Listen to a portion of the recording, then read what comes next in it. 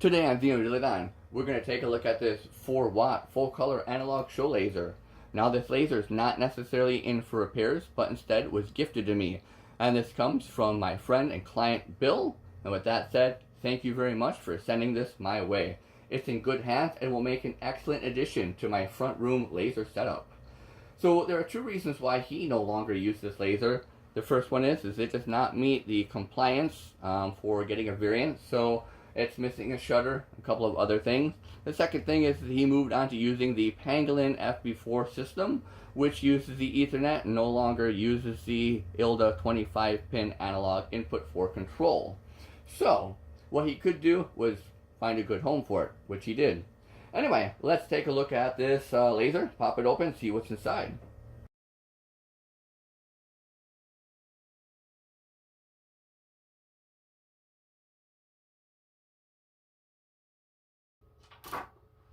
I think we're good now.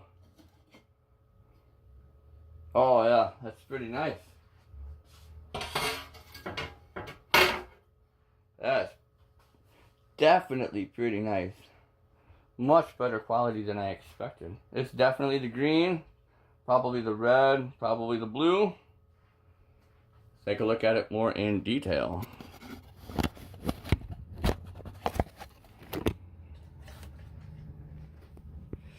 Okay, so here's the galvo controller. Here's the show card that's built in. And that really looks like one that Spaceless used to make. Yeah, Phoenix Technology. Yeah. So that's all the programming on the show card right here. The built-in patterns and stuff like that. I'm not sure what this one is.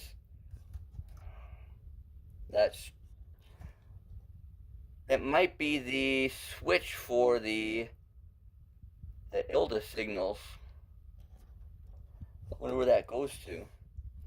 I've never seen that little extension. Oh, that explains what that is. That's the interface for controlling the display and stuff like that. So here's the IC for driving that, and here's the built-in programs on the show card. I actually have this board from another galvo kit, so I recognize that, but I've never seen that before. The adjustment potentiometer here, right, for the sound sensitivity. This right here is definitely the green laser driver. That's the biggest thing in the box, and because it's a large DPSS laser, we're gonna have a large pump diode in there. So let's see what this says here. 800 milliwatts. Yeah. So to get that kind of power out of a green DPSS like that, you're probably looking at near a 10-watt pump diode inside of that laser head to drive that, which is why we have such a large power supply. Input plug, yeah. Yeah, probably CNI. And these galvos right here. Yeah, those look very familiar to the Spaceless galvos that I had years ago. That's definitely Phoenix Technology. Oh, look. Factory Schwarf.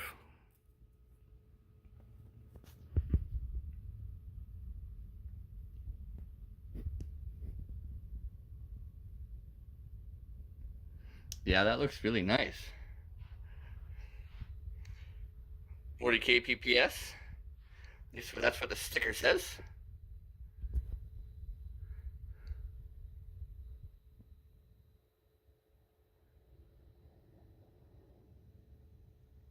Yeah, this looks all really good, actually. Even has kinematic mounts. That's nice. Yeah, you can tell that's the red because it has that large lens. So probably a C-mount red, 1 watt, and then 2 watts of blue, from what I'm guessing. So 532 nanometer laser, DPSS, 800 milliwatts. Inside probably has a 10-watt pump diode. The red laser probably a 1 watt C-mount, 650 nanometer laser. Let's see what it says. 655, 1.3 watts. Okay. And then here, 1 watt, 447. So looks to be probably one of the older A140 laser diodes, which makes sense for the time. A pretty simple construction, but decent quality for the time.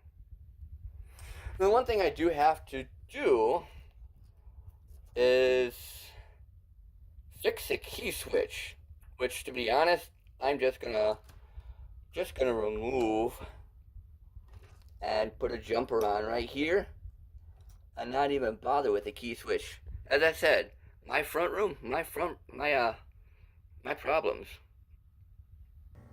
Alright, I should have everything set up to run the laser, so let's go ahead and turn it on, give it signal, see what it does. We'll pick a nice, colorful animation. That works. Here's a moment of truth. Hey, cool. We have green and blue. We're missing red.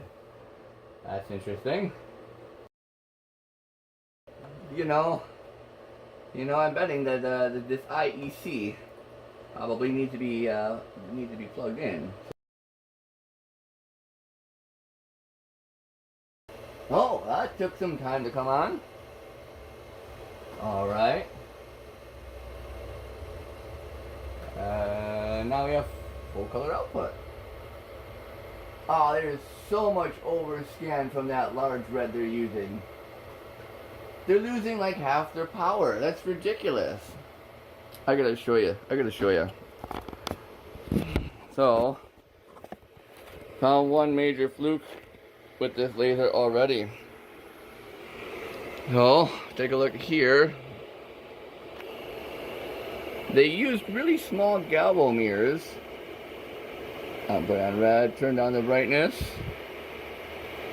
So they used really small galvo mirrors, and they're losing a bunch of the red output on that. So this right here is all lost light, and we can see above the galvo too, there's a bunch of lost light. We're only getting just that center portion of that red laser beam. So that's a really wide output. Let's see, over here we can take a look at the module. Yeah, look at how big that output is, which is the problem with these C-mount red laser diodes. That's why they use a lot of the single mode laser diodes instead. That's huge. You're losing half your red.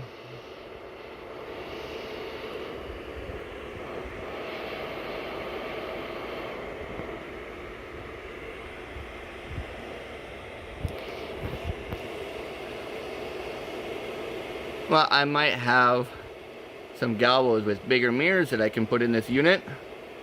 Although we're going to lose that 40 kpps. That's sad. Very sad. But it works.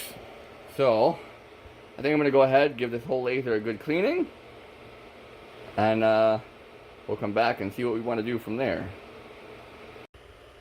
So I've taken a bit of time to clean the inside of this laser unit, and it looks a lot better. But I tell ya, I have a lot of memories coming back, because the very first show laser I built in about 2012 was almost built with the exact same pieces. And you know what? For what it is, and the era that it came from, as I said, back in 2014, 15-ish, this really isn't a bad laser. Nice kinematic mounts. Nice thick aluminum. The power supply is there. That's a little how you doing.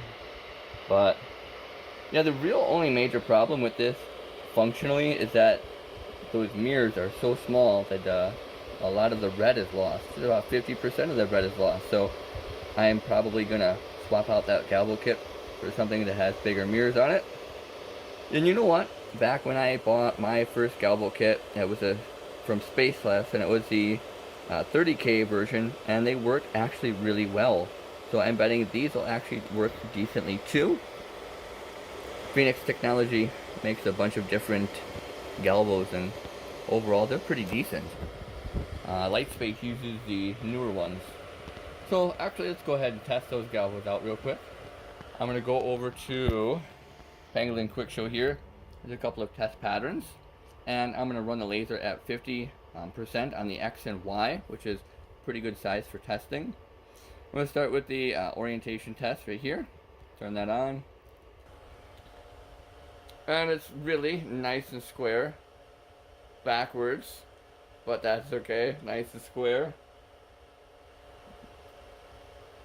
Also pretty good. Let's take a look at the high frequency dampening circle real quick. Alright, so this blue circle right here, that'll let you know kind of how well your galvos are tuned. This is a good indicator of the high frequency dampening, and that looks really good. So the tuning looks to be decent. Backing up. Alright, let's take a look at the other test patterns real quick. Yeah, that's on point. Turn down the brightness, see if I can stop some of that flickering real quick.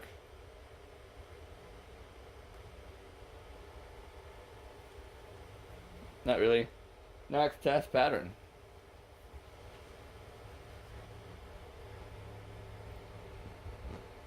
Yeah, those lines look really good and squared. Grid test. Very nice.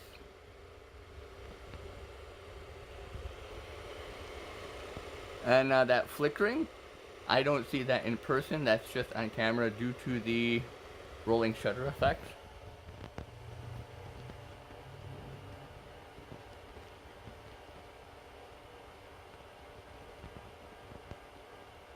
Yeah, no, that's not bad at all. That looks really good. Stop that. Let's try a real heavy test pattern. Or sorry, not test pattern, but graphics. There we go. Yeah. Those are nice sharp corners from those galvos.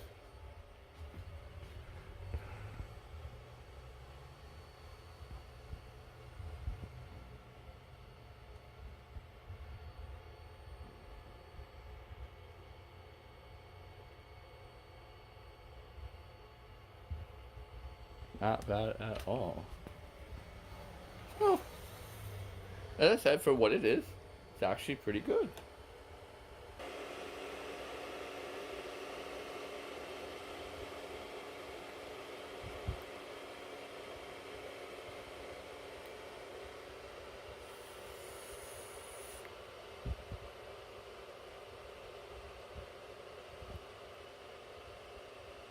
Let's go ahead and do a real quick galvo swap now.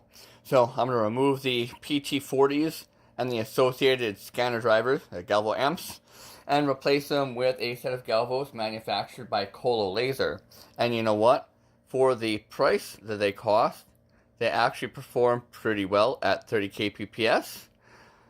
These mirrors are a little bit bigger too, so hopefully I'll be able to capture a little bit more of that red laser light, although not all of it, but the more the better. And here's what those amplifiers on the scanner drivers look like. So, alright, so it looks like I'm going to start by undoing these cable ties. And just to let you know, if you have to replace the galvos, the scanners in your lasers, a lot of these can just be swapped back and forth between different brands. Most galvo kits take in for power 2 different voltage rails. They take in a negative 24 volts and a positive 24 volts. And the signal for driving the level of deflection, or how much they rotate, is just a negative 5 volt and positive 5 volt signal that's usually on 3 wires. I'll go ahead and show you that when I start undoing those. So carefully remove the X galvo. Let's see if these fit in this scan block. That's what this piece is called.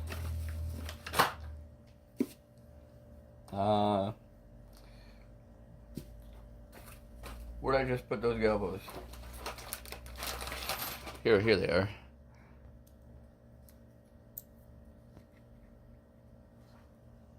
And they should fit in quite nicely. Oh yeah, very good.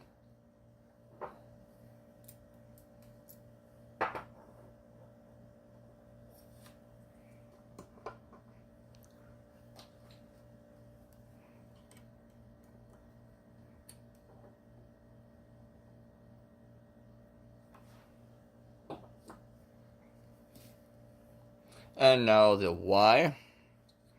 And when you're installing your galvos, you want to make sure that the reflecting first surface mirror coating side is the one that sticks out where it's going to hit the laser beam, and not the second surface side. So let me go ahead and show you that kind of a little bit more in detail real quick.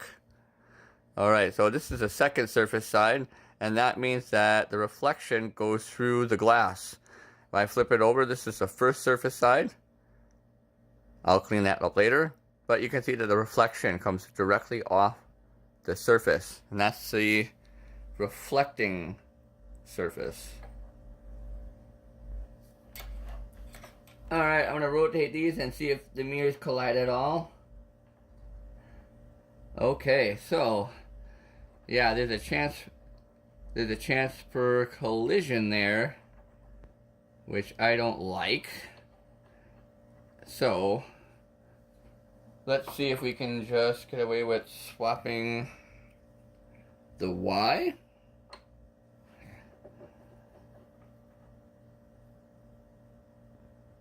You know, we can, but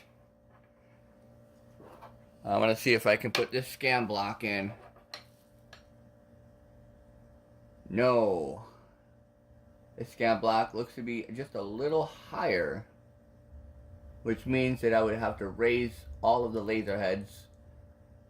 Good news, I went through my box of galvo parts and I found a scanner block that I think will work.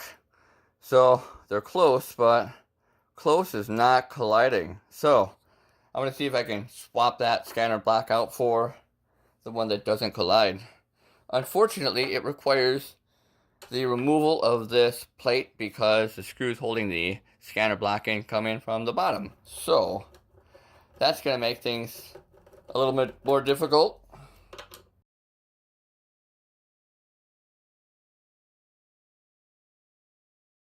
And some of these I'm going to have to undo from the bottom because the screws are blocked from the top. So it's going to make things a little bit more difficult.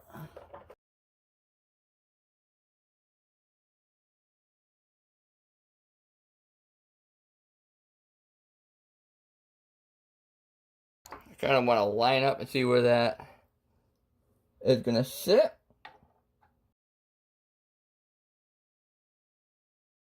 And I'm just using a newer version of the PT scanner block, so I'm hoping it'll fit in all nice and smoothly. As PT is pretty consistent. Oh yeah, no. No problem at all thus far.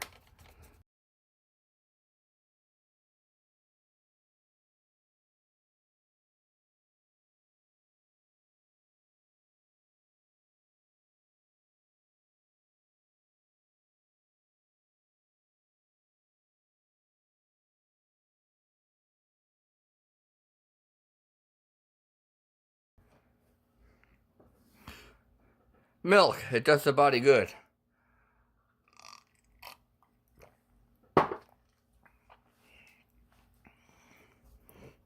Alright, now that that scan block is in, let's go ahead and put the galvos in. Alright, I have these locked in. That's where I'm concerned that it might hit the laser driver, but it looks good. And I have these at about a 45-degree angle, so that way the mirrors are in the rough right position. Now I'm going to swap the scanner amps.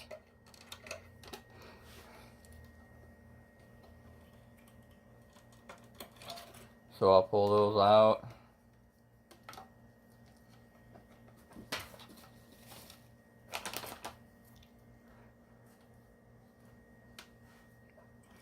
Alright, and these are also screwed in from the bottom.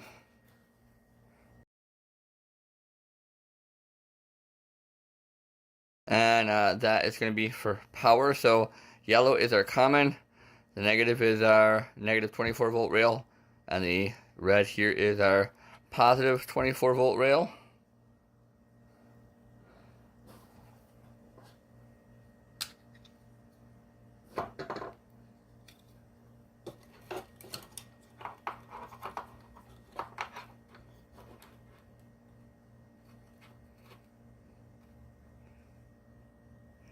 Looks like I'm going to need to drill a hole here to accommodate the wider spacing of these galvo amplifiers.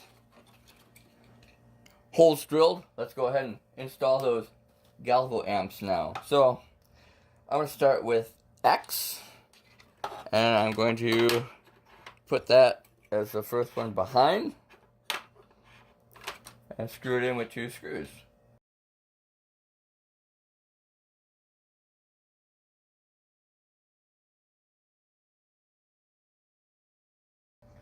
Alright, that amp is now officially in. So, it requires 2 things at this point. It requires power and signal.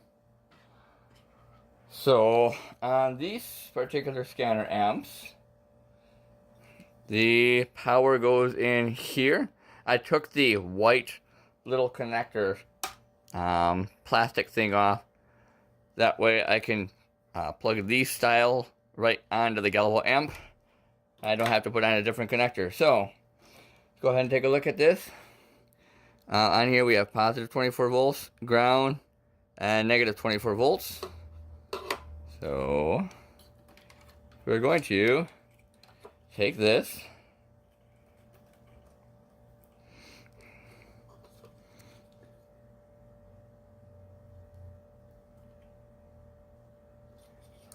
That's convenient. So, I'm going to just swap this negative over.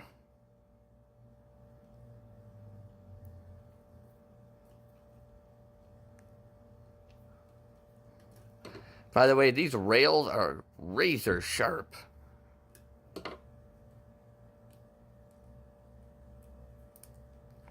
Okay.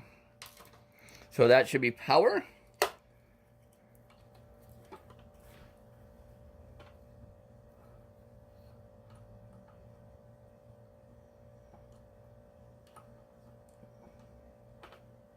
Just like that. And then here's our signal wire. So we need to find which one of these goes to X. That'll be listed here on the back of the board. Right here. Oh.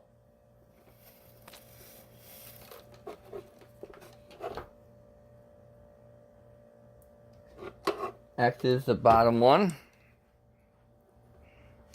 And if we take a look at the input for that, we have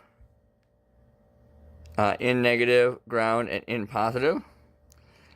And here we have the ground on the one side. So we need to flip the ground and the negative here.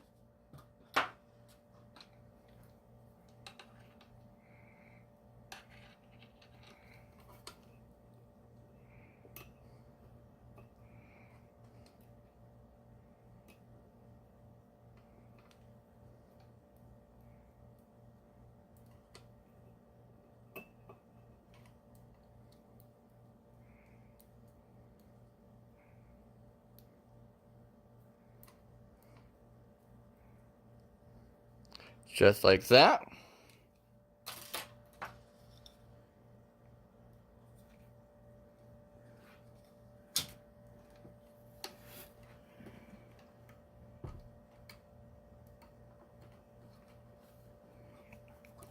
And then hook up the actual galvo.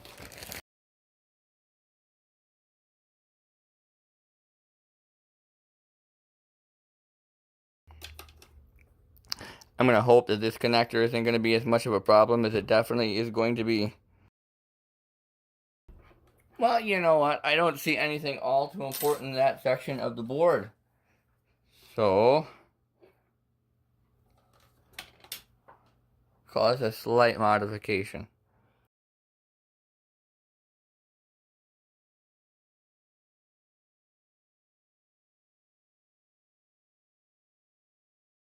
It's a lot closer. See if I can cut off a little bit of that end.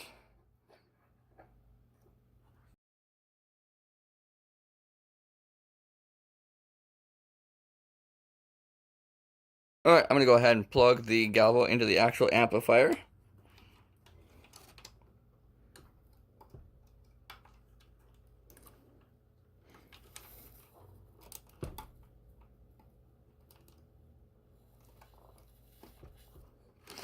I'm going to do a quick power test just to see if that homes.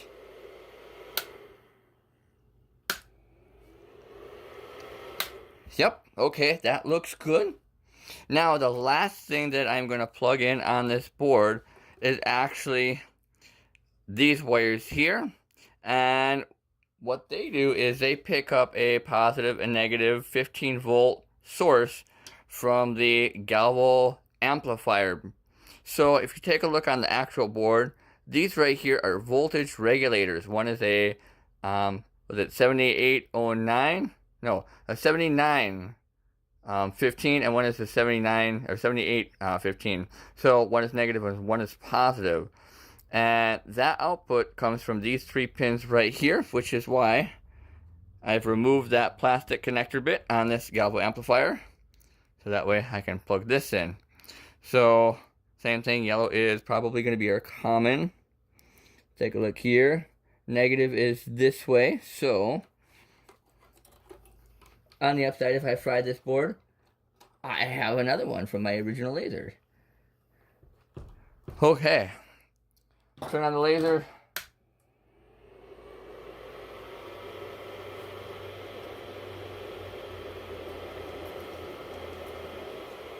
Okay, I don't see any lights up here.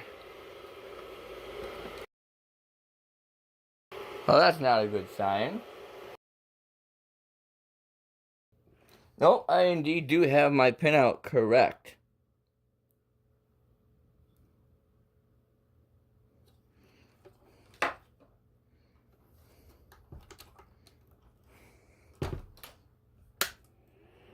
Oh, well, okay. Here we go. We got activity lights here now. So, that was strange, but here we are. Okay, cool. Now to install the Y galvo amplifier. So same deal.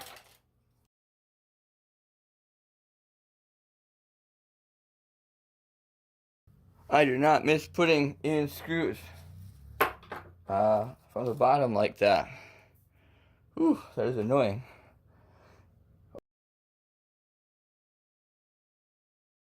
Okay, at this point we should be able to fire up the laser and see if everything's connected as it should. Only one connection to those two 15 volt regulators needs to be made. Alright, on.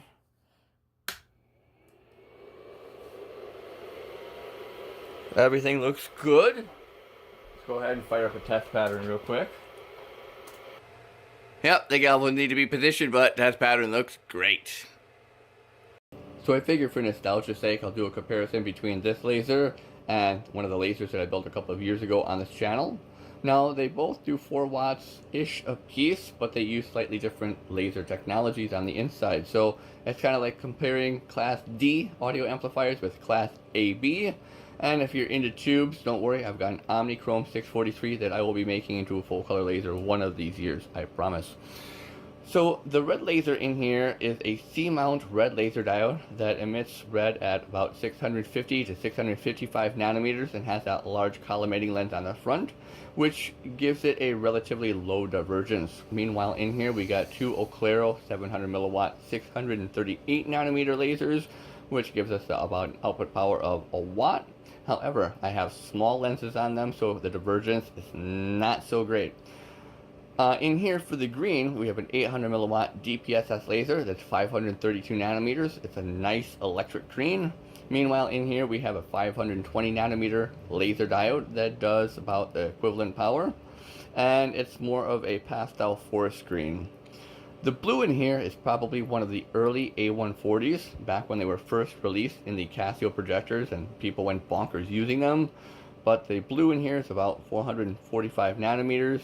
and probably at about 1.2-ish watts. Meanwhile, the blue in here is a 1.6 watt Oclaro laser diode at 450 nanometers, so a little bit more towards that royal blue. Meanwhile, the blue in here is going to be a little darker. Now, because of the green being different, we're going to see differences in the oranges and the greens, different color mixing. And then we're going to get deeper reds in here than we will with this. And we're also going to get deeper blues with this than this. So a little bit wider of a color palette overall with this laser, but not as bright because the wavelengths aren't picked up as easily by the human eye. Same thing with the green in here. The green is not picked up as much as the 532 nanometers. So I'm going to go ahead and set up the camera. We can see what the differences are between the two of them. Here's the first comparison between the two lasers, which is a graphic projected onto a white flat surface. Over here on the left is the one that got sent to me. Over here on the right is the one that I put together. Now there are a couple of differences between what I see and what the camera picks up. Most notably, on mine, this white circle is more white in person, and this circle on the outside of this laser has kind of a greenish blue hue to it. In fact, you can kind of see some of it over here in the reflection. Let's take a look at the output images in a little bit more detail. And I want to start here on this corner. We can get a good look at the green. Now, you'll notice on the green that there's a lot of speckle. And the speckle has to do with the fact that a DPS laser had a pretty narrow bandwidth, especially when you compare it to something like a multi-mode direct laser diode, which is why a lot of people will spend more money on a DPSS laser or even an OPSL laser system. Another thing I want to point out is the red. Now, even though we're losing a lot of the red above and below that first X galvo mirror, what we get out has a pretty good divergence for what it is, and that's because they use that really large lens. Now, the larger your laser beam is when it starts, the lower the divergence will be. So we're sacrificing some in the beginning to try to get some of that beam tightness in the far field. So we take a look at the laser that I put together now. Let's take a look at the green in a little bit of detail.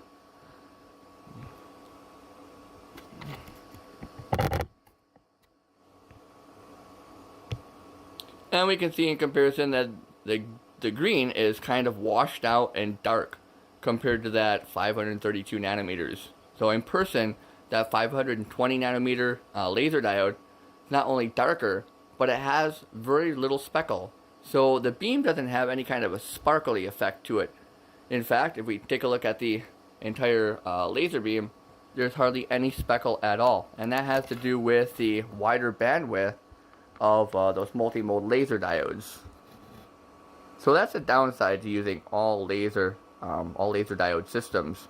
The DPSS and the OPSL really do have a nice sparkle to them.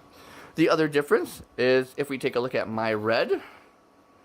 Now, I ended up using pretty small lenses for my red, and even though the laser diodes themselves are about half the output power, those smaller lenses really did increase the divergence in the far field, which is why we see such a wide red in comparison to the other laser. And a lot of companies combat this in a couple of different ways because this is a problem. So one of the ways that they combat this is they use a lot of smaller single mode reds and they stack the beams, or for higher power laser diodes like this, they'll use something like anamorphic prism pairs to do the fast axis correction, or a set of cylindrical lenses, which can bring the beam to a pretty decently small divergence.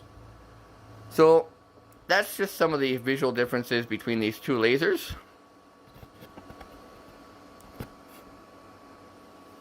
Alright, the second comparison that I want to make between the two lasers is how do they look in a room full of fog when you're looking towards the laser. So the laser here on the bottom is the one that was sent to me, and the laser here on the top is the one that I put together. Now, as I said, they're about the same output brightness. However, the one on the bottom is lower divergence overall, so that means we have a more concentrated beam, and that should look a lot brighter than this one because of that. The other thing is we got that DPSS green laser, so I expect to see a lot more speckle from the bottom laser than we do from the top laser here. So let's go ahead and turn on a fog machine.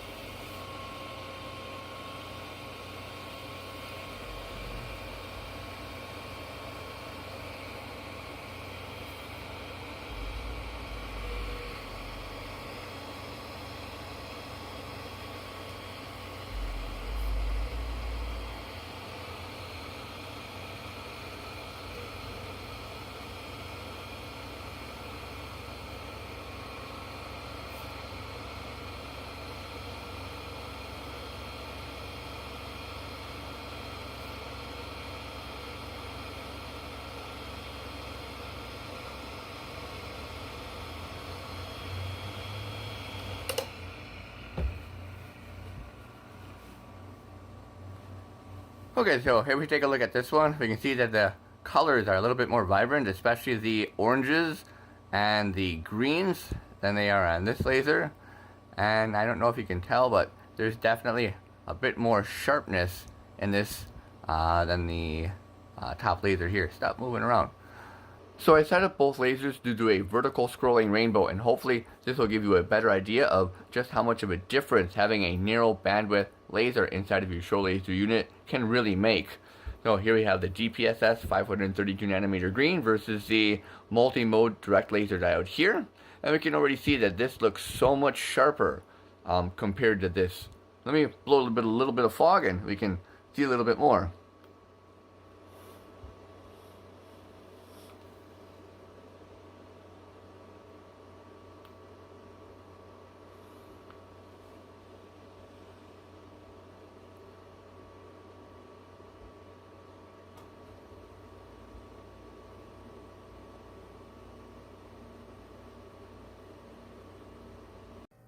So for the most part, I have finished everything that I wanted to do on this laser except for two things. The first one is I'm going to get some AR coated glass for a proper output window on this laser since it doesn't have one. And then the second thing is I want to get some new plastic filtering dust covers for the fans since the ones that were on here are old and brittle, need replacing. Now being the channel that this is, I had the urge to open up all of the laser heads and show you what was inside. But in having that thought, I realized I actually have the old laser heads that I used from my projector that I built in like 2012, and they're pretty much the equivalent parts. So here is the red, and that is a C-mount red that is 1 watt at 650 nanometers. Has that same big lens on the front as the red that's in here. Got a 500 milliwatt, 532 nanometer DPSS green. And then over here, a 1.25 watt, 445 nanometer direct diode, which I believe is the A140 A-type. So let's go ahead and turn those lasers on, see how they look. And of course, we're going to take them apart as well. The green takes a little bit of time to warm up, but it's usually quick.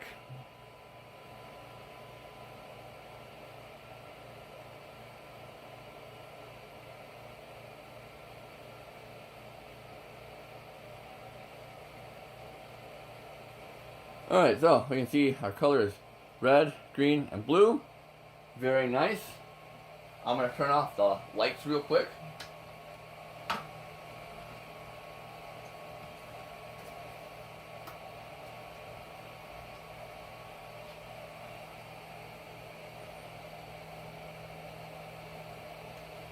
So they look pretty nice. And if I remove the paper, we get a nice white. Not a bad color balance with those laser heads.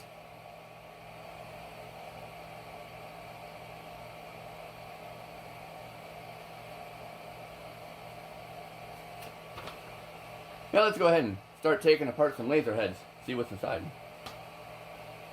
So I'm going to start with the blue laser head here because it's probably the simplest construction and quite honestly the most boring on the inside. First thing, I have to remove the fan that's on the back of the laser head.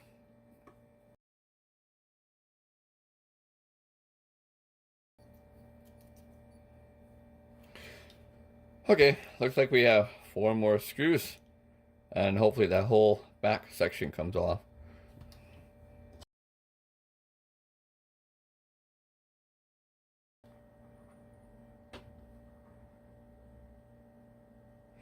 Alright, so it looks like we have just a cylindrical module here.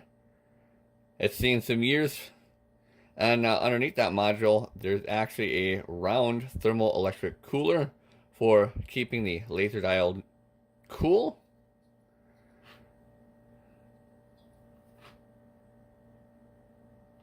Don't know how that comes apart. Let's try and take off the front collimating lens.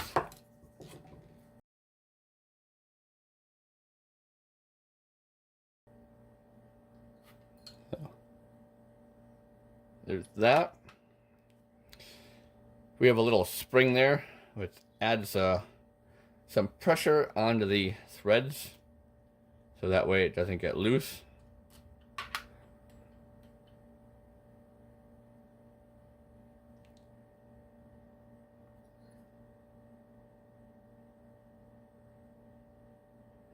Given the assembly, I think that the laser diode's probably pressed in from the back and gets mounted in there. Is a 5.6 millimeter laser diode.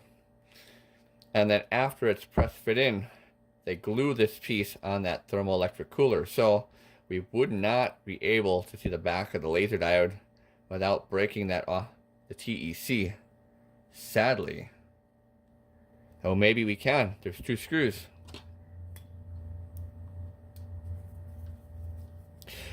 You know, I'm betting that the TEC has an oval cutout.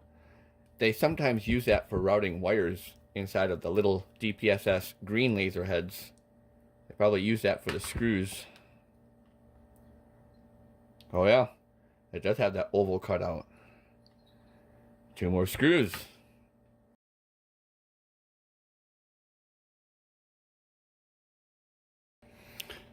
Okay, so inside of this piece, we have a little thermistor for sensing the temperature of that part. And that's right there. You see that there are 2 red wires. So that controls how cold it gets. And then that's where the laser diode is. So there's a little threaded retaining ring that would twist out. We see the laser diode in there. Go ahead, turn it on.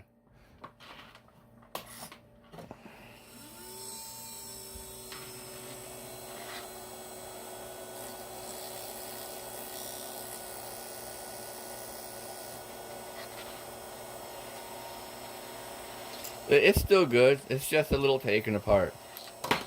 Next, laser. Alright, let's open up the red laser head now. See that 650 nanometer C-mount laser diode?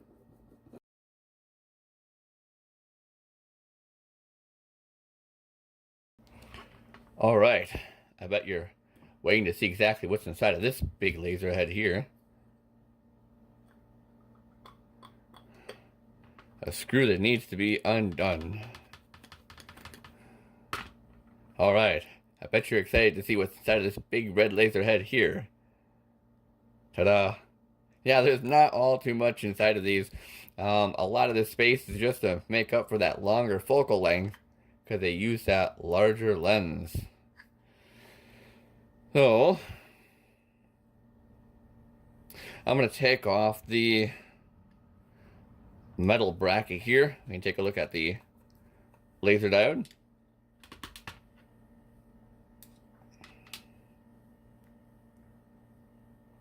And that's it.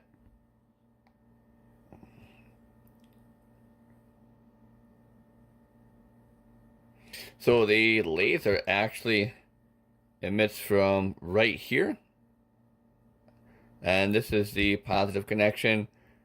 That's the negative connection, like it is on most C-mount laser diodes. Now this metal block right here that holds the C-mount is on a thermoelectric cooler. See if we can see that. Not too easily. Well, it looks like we're just gonna have to pull that out, give you a better view.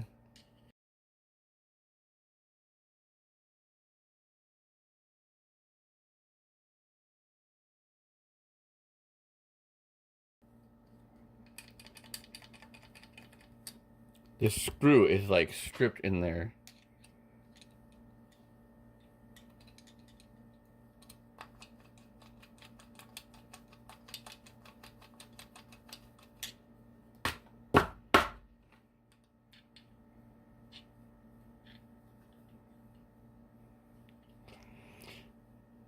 Alright, so now we can see that thermoelectric cooler a little bit better, which is this white block between this piece of metal and this piece of metal here.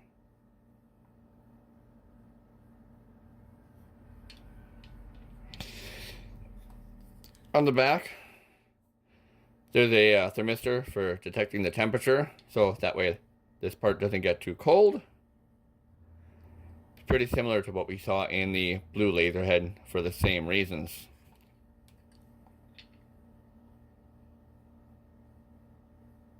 Let's go ahead and turn this laser on.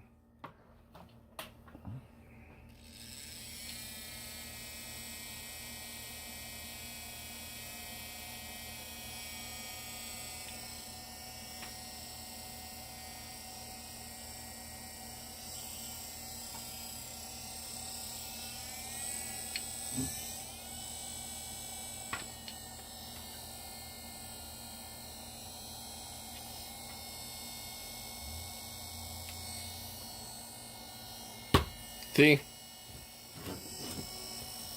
Not much to it. And lastly, but of course not leastly, the green DPSS laser, which I've taken apart probably more times than it was intended to be already.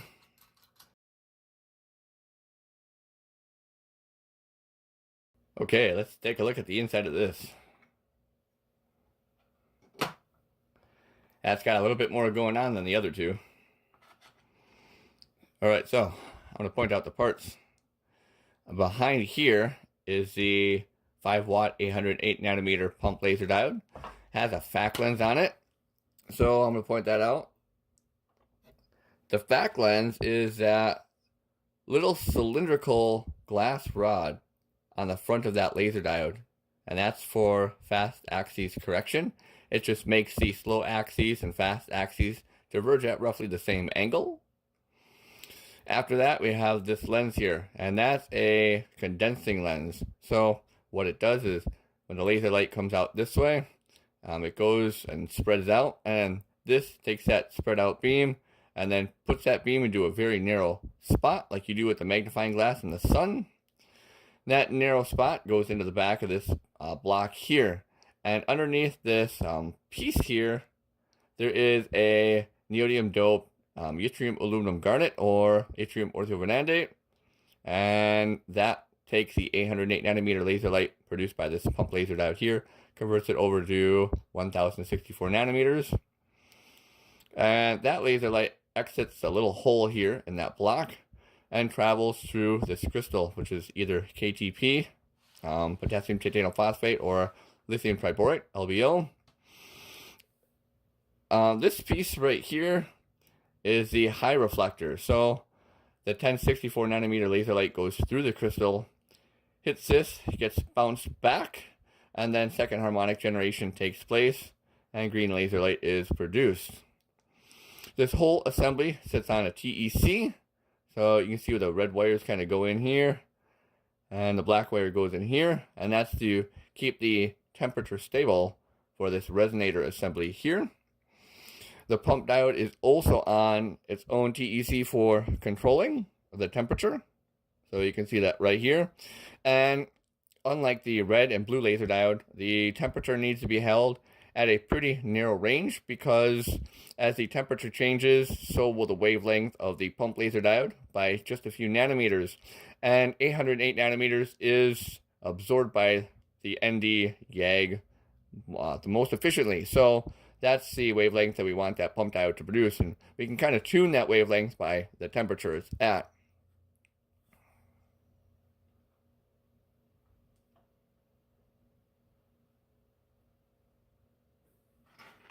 Collimating lens on the front.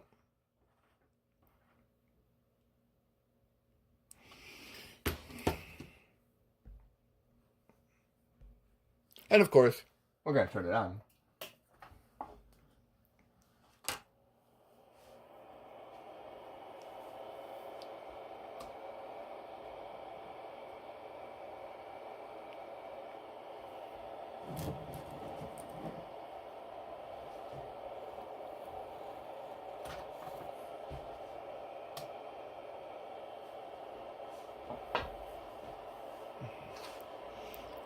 So we take a look at the back section here where the pump diode is. You can see that 808 nanometer near infrared laser light. Of course, the green here in the resonator.